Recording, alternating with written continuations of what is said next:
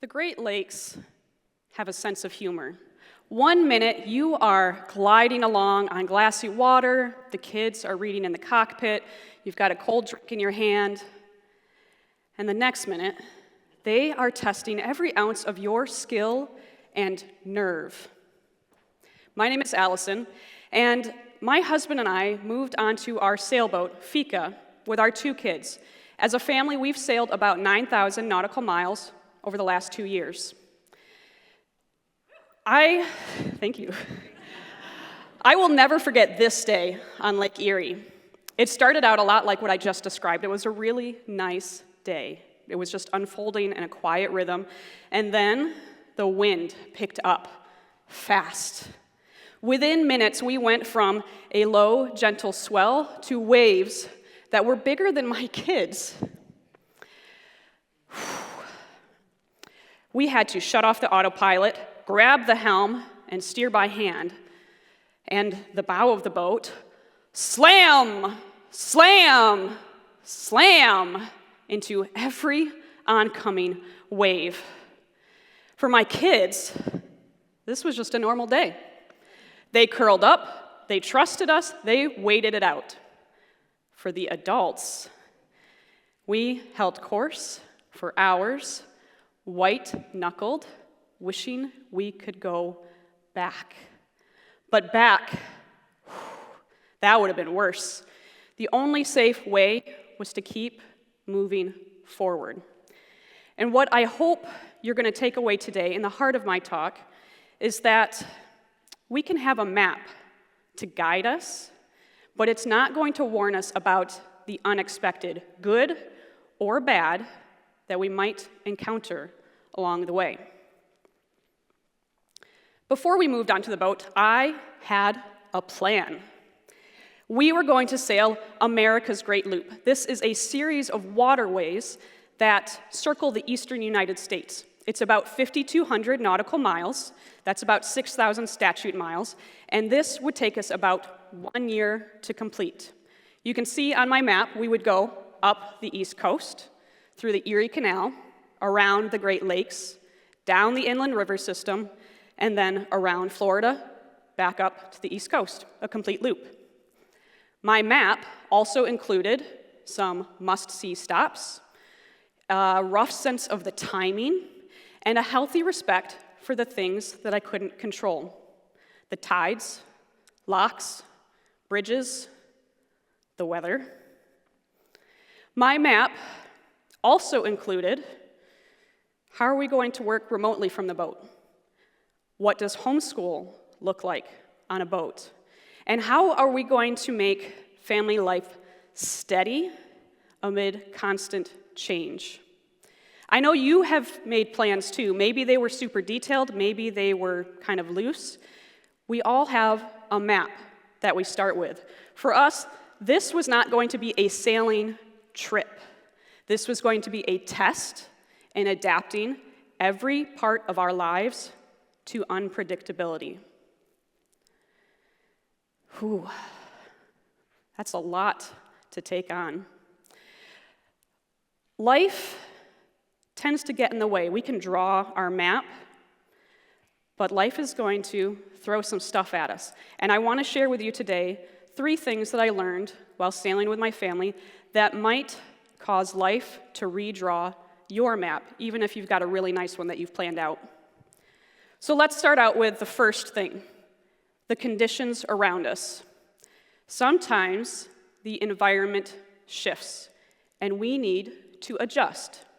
So let's imagine you and I are going to go sailing on Lake Michigan.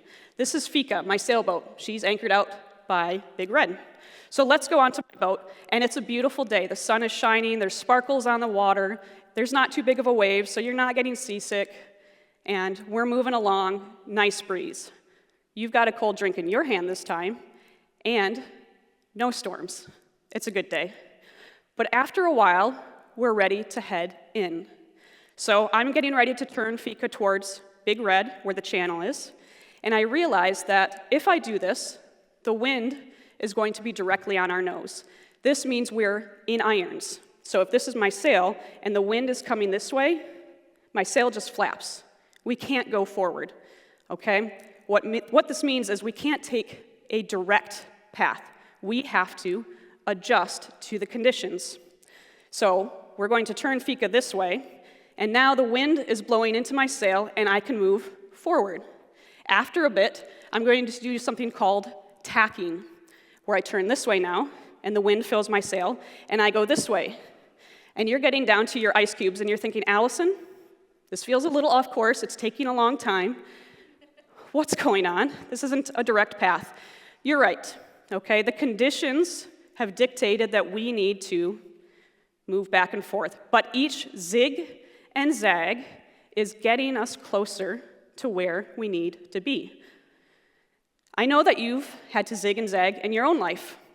Maybe there's been a market shift, and now your company needs to pivot to find new opportunities.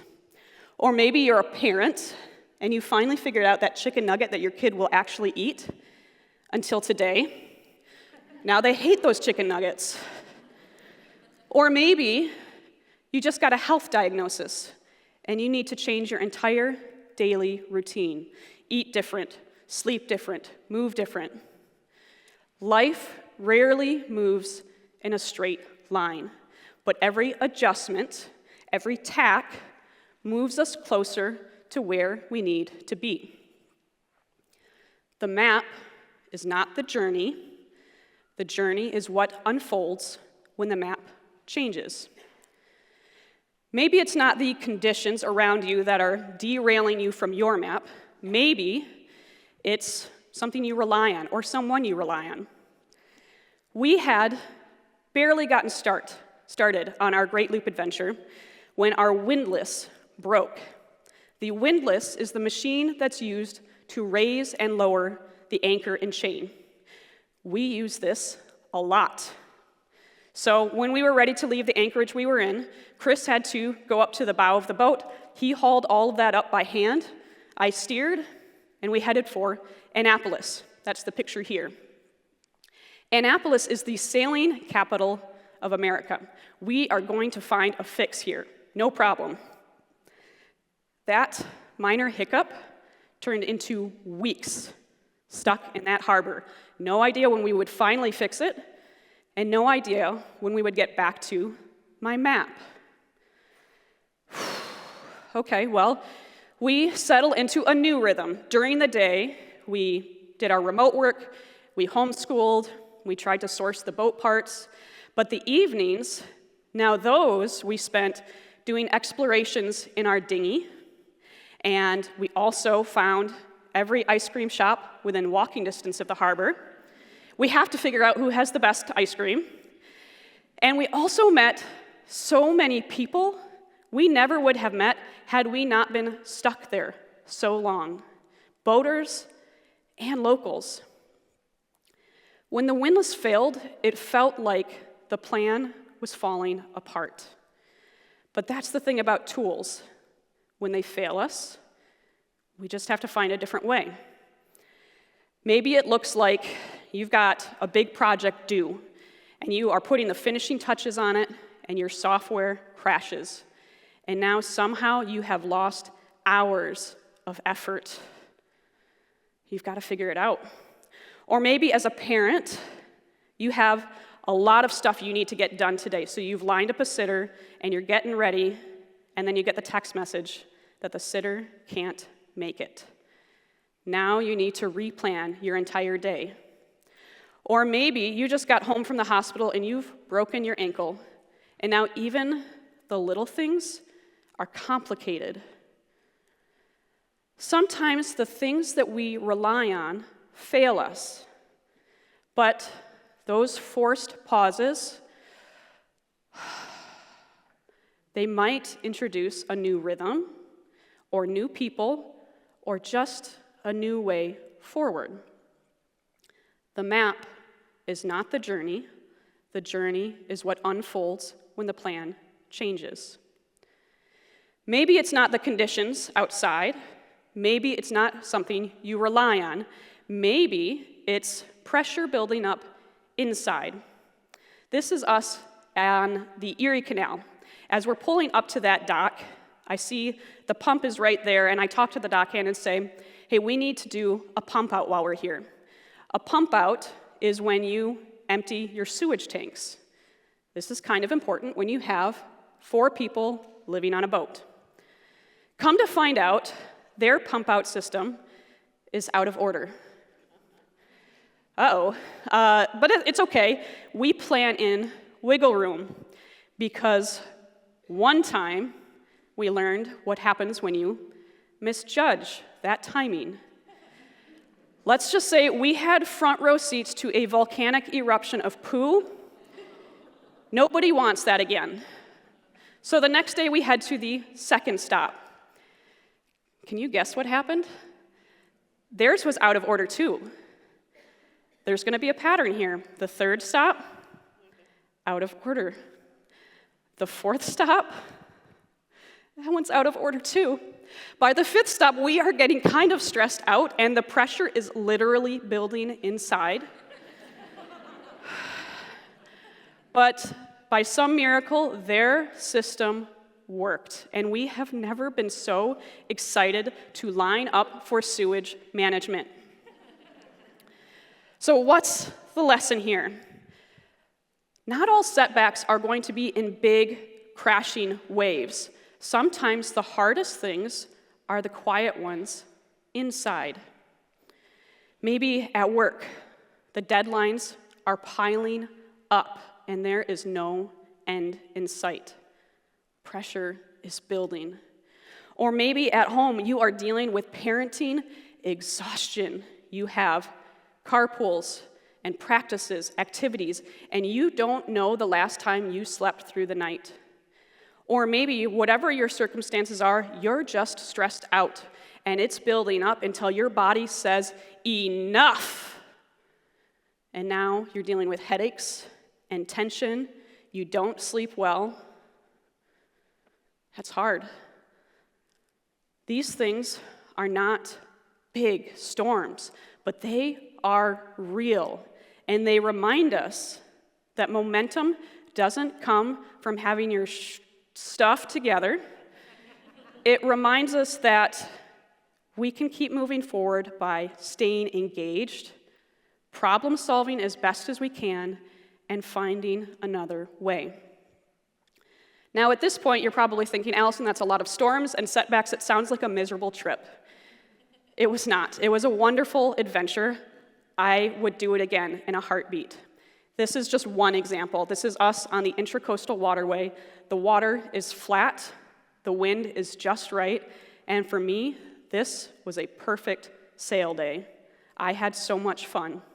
But what I want you to take away from today is that sometimes moving forward doesn't mean following one perfect plan.